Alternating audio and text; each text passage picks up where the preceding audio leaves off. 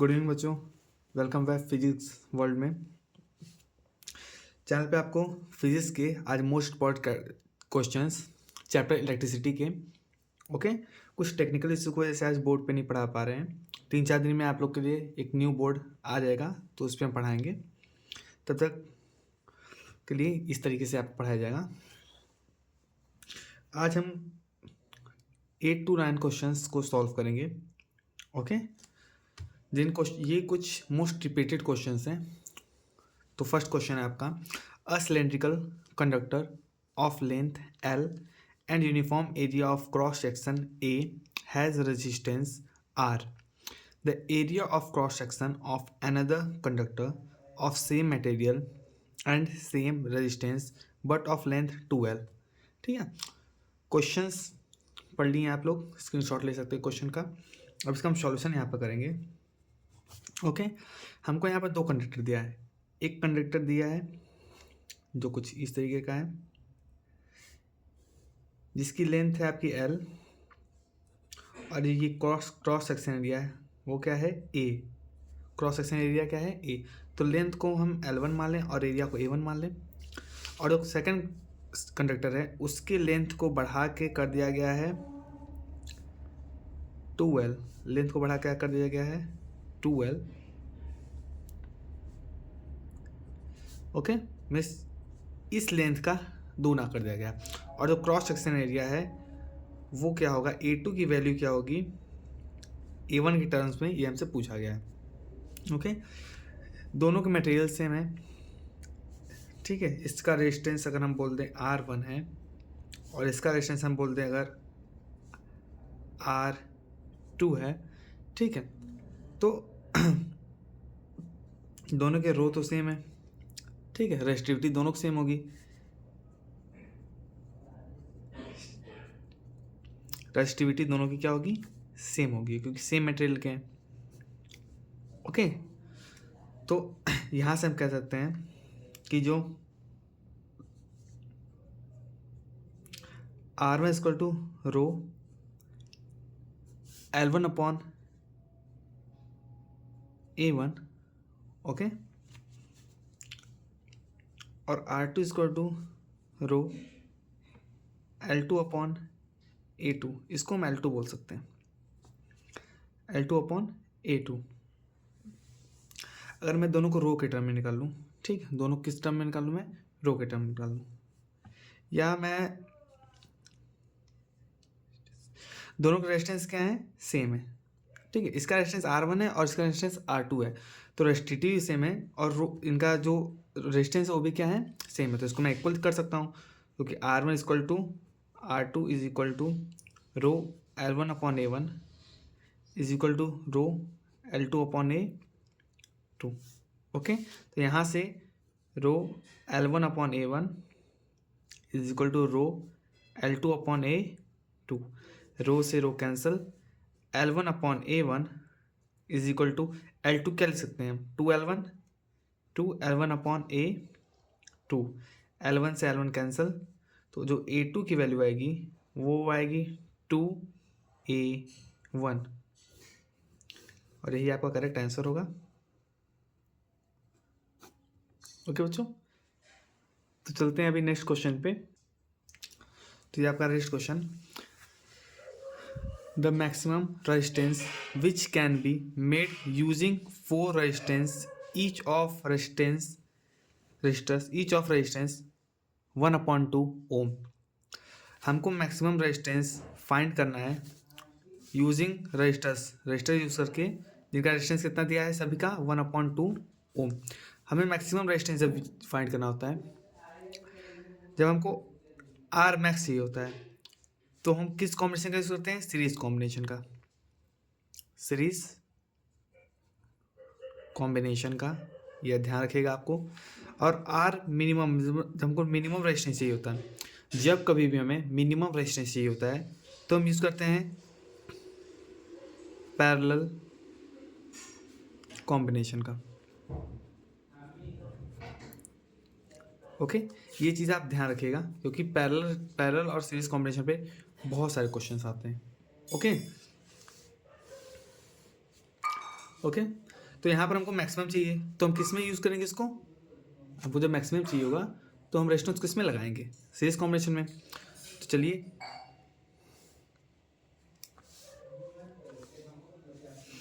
Four resistance है, तो R max के लिए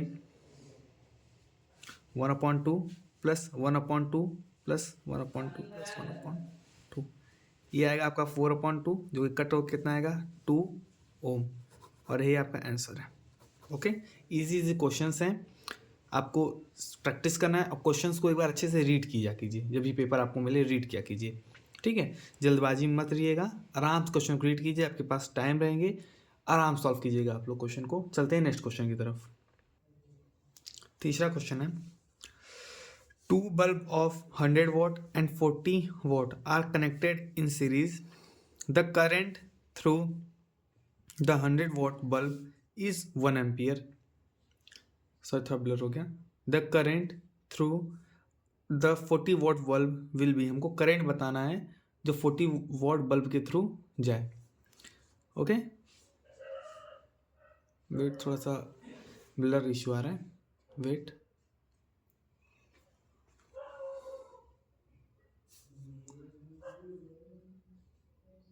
वेट कीजिए बच्चे थोड़ा सा, हमको दो बल्ब दिया हुआ है, ओके, जो किस में है? सीरीज कॉम्बिनेशन में। एक बल्ब ये और सेकंड बल्ब ये दोनों बल्ब किस कॉम्बिनेशन में है? सीरीज कॉम्बिनेशन में।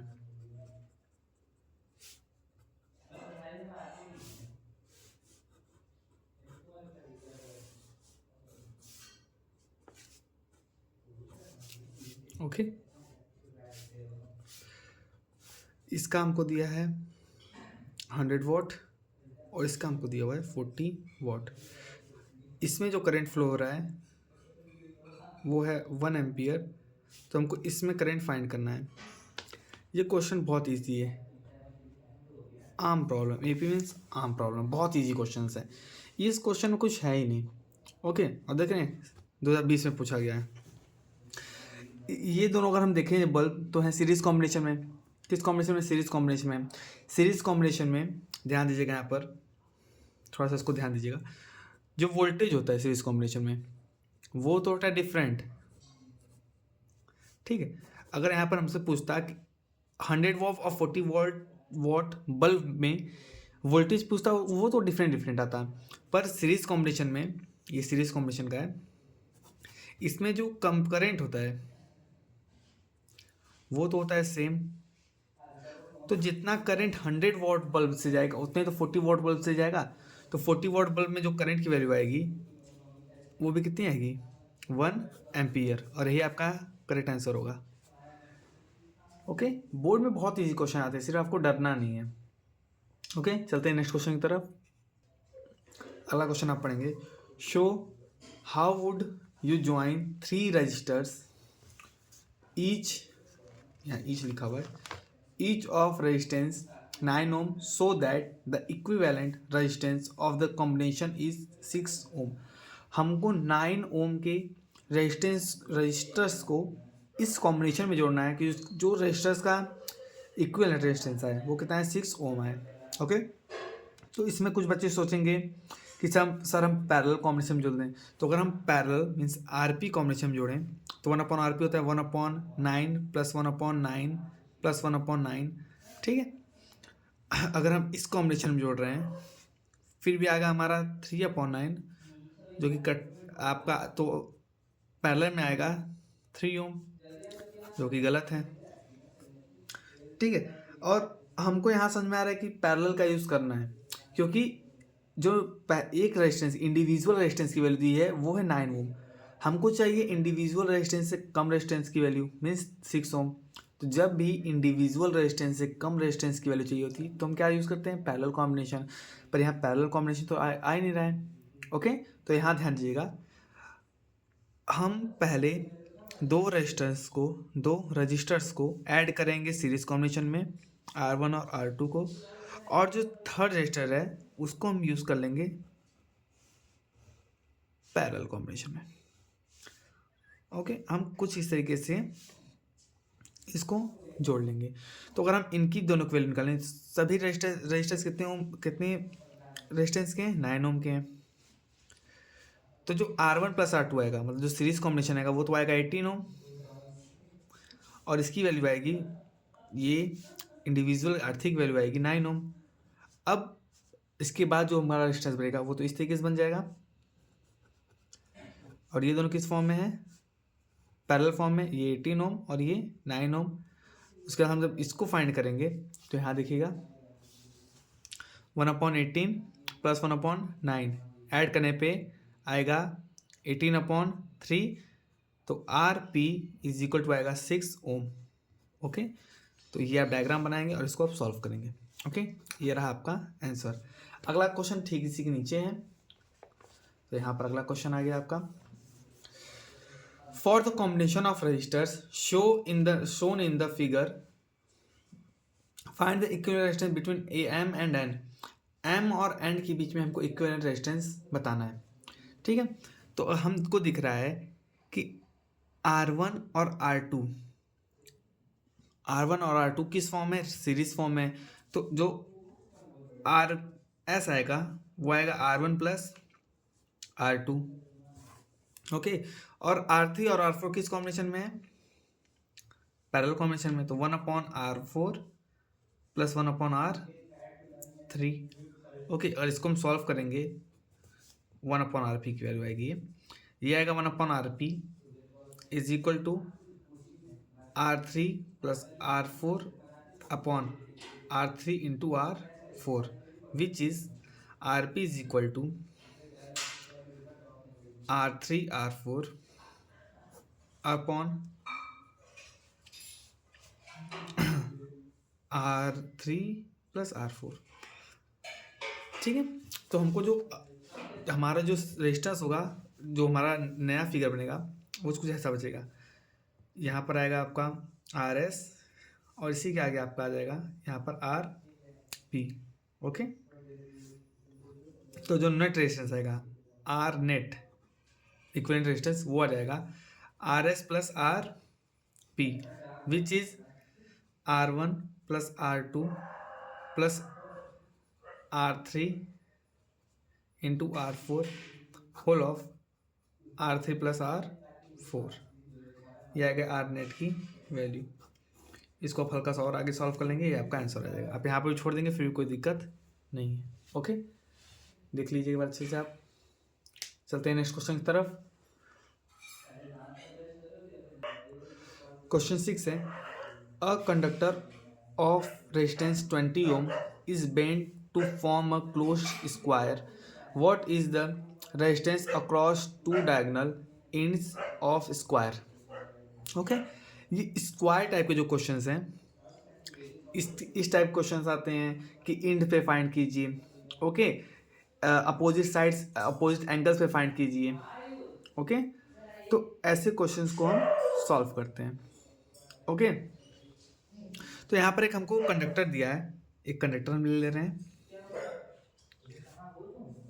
जिसकी रेजिस्टेंस कितनी है, एल है, मान लें रेजिस्टेंस है 20 ओम, और इसकी लेंथ हम मान लेते हैं एल है। ओके, इसको बेंड किया गया, बेंड मोड़ा गया, और एक स्क्वायर का शेप दे दिया गया। तो जिसकी एक साइड आएगी वो इसकी लेंथ का 4 पार्ट आएगी, मीन्स 1/4 आ जाएगा। ओके, और 4 पार्ट आएगा तो क्या इसका जो इसके ओम होंगे वो भी डिवाइड हो जाएंगे, तो इक्वल ओम्स आएंगे। ये एक लेंथ का आएगा 5 ओम, इसका भी आ जाएगा 5 ओम, ये भी आ जाएगा आपका 5 ओम, और ये भी आ जाएगा आपका 5 ओम। हमें क्या बताना है, resistance of two triangle, means अगर हम इसको नाम देते हैं एम और इसको नाम देते हैं एन, हमको फाइंड करना है resistance between M and N. हमको इसकी ओके, अगर हम ध्यान देखेंगे तो यहाँ पर हमको करंट अलग अलग वैल्यू मिल जाएगी। अगर मैं इसको एक सर्किट कंप्लीट करूँ इस तरीके से, अगर मैं इसका एक सर्किट कंप्लीट कर दूँ, यहाँ कुछ एडिशनल बैटरी को ऐड करके, ठीक है, और यहाँ पर कुछ ऐड करूँ सर्किट को, अगर मैं इस सर्किट को कंप्लीट करूँ तो हमें दिखेगा कि जो करंट है वो डिवाइड हो रहा है 2 पार्ट्स में, I1 और I2, और जहाँ पर करंट डिवाइड होता है वहाँ पर क्या होता है, वहाँ पर पैरेलल फॉर्म हो जाता है। तो यहाँ हमको दिख रहा है जो 5 और ये 5 ओम है, ओके, ये तो है सीरीज कॉम्बिनेशन में, तो आर एस आएगा 10 ओम, और जो आर डबल डैश है जो कि इन दोनों को ऐड करने पे आएगा वो भी आएगा 10 ओम, ओके। अब हमारा जो फिगर है कुछ इस तरीके से बन जाएगा कि आर डैश है, आर डैश एस है ओम इसमें, इस फॉर्म में, और आर एस है इस फॉर्म में, और हमको हमारा सर्किट कुछ इस तरीके का दिखेगा, ओके। तो अब क्या होगा कि आर डैश और R S, R dash S S और आर एस किस फॉर्म में हो जाएंगे, पैरेलल फॉर्म में। तो जो हमको मिलेगा आर इक्विवेलेंट होगा 1/10 प्लस 1/10। तो आर इक्विवेलेंट हमको मिलेगा सॉल्व करने पे 10 ओम, ओके।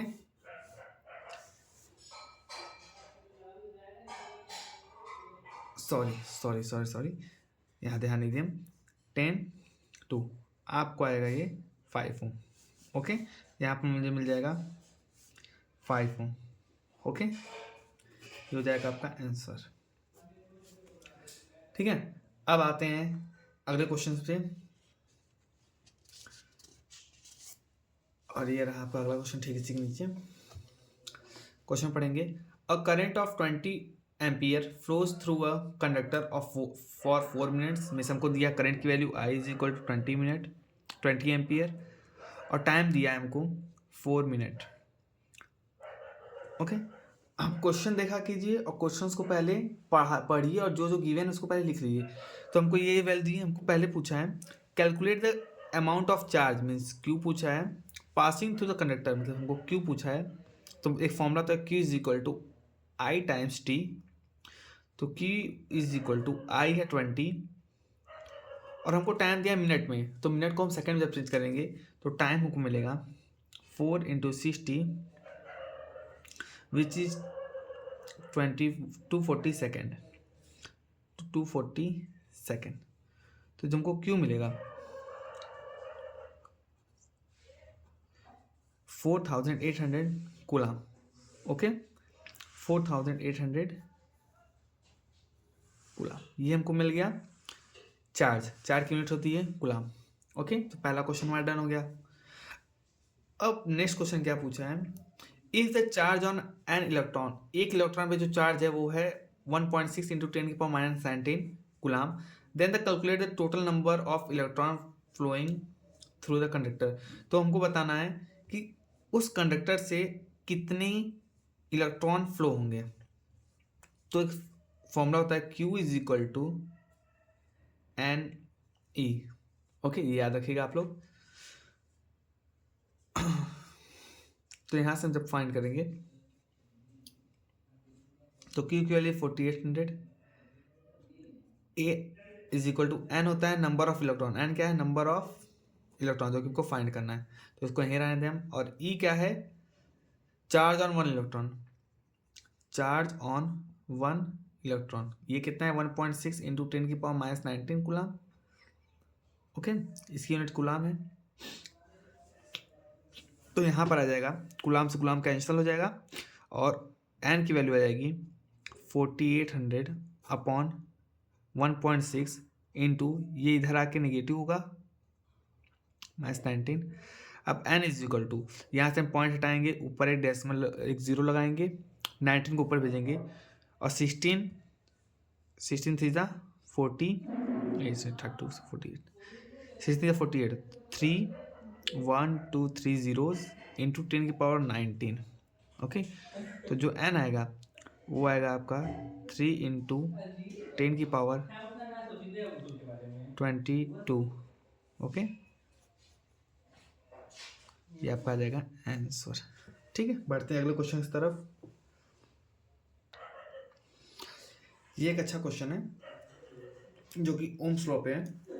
इससे बोल रहा है ग्राफ दिया है, इससे हमको बताना है a student carries out an experiment, एक स्टूडेंट जो एक्सपेरिमेंट करता है, and plot the VI graph of 3 sample of nichrome अलग अलग नाइट्रोम के 3 सैंपल लेता है और उनके बीच में V और I के बीच में एक ग्राफ प्लॉट करता है। Wire with resistance okay R1, R2 and R3 respectively. तो हमको रेजिस्टेंस बताना है कि कौन सा ज़्यादा होगा। ओके तो ऐसे क्वेश्चंस में चाहे हमको बोल दे VI ग्राफ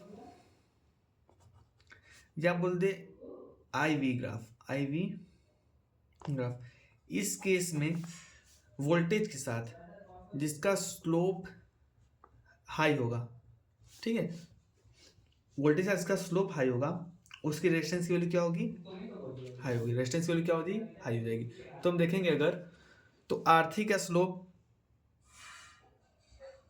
का जो स्लोप है M1 वो सबसे ज़्यादा है, R2 स्लोप M2 उससे कम है और R3 का स्लोप M3 उससे भी कम है। ठीक है, तो R3 का स्लोप सबसे ज़्यादा है, तो जो हमको स्लोप का आएगी वैल्यू, तो M1 सबसे ज़्यादा, M2 उससे कम और M3 सबसे कम। इससे हम देखेंगे तो R3 की वैल्यू सबसे ज़्यादा आएगी, R3 सबसे ज़्यादा ओम का होगा, R2 उससे कम ओम का और R1 सबसे कम ओम का। तो इस पर अगर हम आंसर देखेंगे तो कौन सा आ रहा है, आंसर बी, ऑप्शन बी। आप जब किसी बुक में या कॉपी में आपको एक क्वेश्चन मिलेगा 2023 में आया हुआ भी है, तो उसमें ऑप्शन सी करेक्ट बताता है। ठीक है, ऑप्शन सी करेक्ट हो सकता है, पर उसमें जो हमने क्वेश्चन लिखा है उसमें मैंने ऑप्शन सी की जगह ऑप्शन बी को रख दिया और ऑप्शन बी की जगह ऑप्शन सी को रख दिया। तो आप एक बार अच्छे से इस आंसर को मिलाइएगा, ये नहीं कि वहाँ पर कॉपी में देखें और आके यहाँ कमेंट करें सर गलत आंसर है। ओके, एक बार अच्छे से आप देखिए, समझिए, फिर आइए। Okay, thank you for today. Okay, मिलते हैं नेक्स्ट क्लास में। कल केमिस्ट्री का हम क्वेश्चन सॉल्व करेंगे चैप्टर 1 का। Okay, chemical equation and reactions का। ठीक है, तो एक बार आप रिवाइज करके आइएगा। और जो थ्योरेटिकल पोर्शन है उसको भी धीरे धीरे फिजिक्स का, जो कि आपका आई होप 4 जनवरी को होगा, उसमें हम थ्योरेटिकल क्वेश्चंस को और कुछ आगे क्वेश्चन, इंपॉर्टेंट क्वेश्चंस को कंसीडर करेंगे। ओके, और आप लोग इस टाइम सिर्फ और सिर्फ पढ़ाई ध्यान दीजिए। ओके, कोई भी आपको डाउट हो आप कमेंट बॉक्स में पूछ सकते हैं। Okay, till then tata, bye bye, ध्यान रखिए और अच्छे से रहिए। Thank you.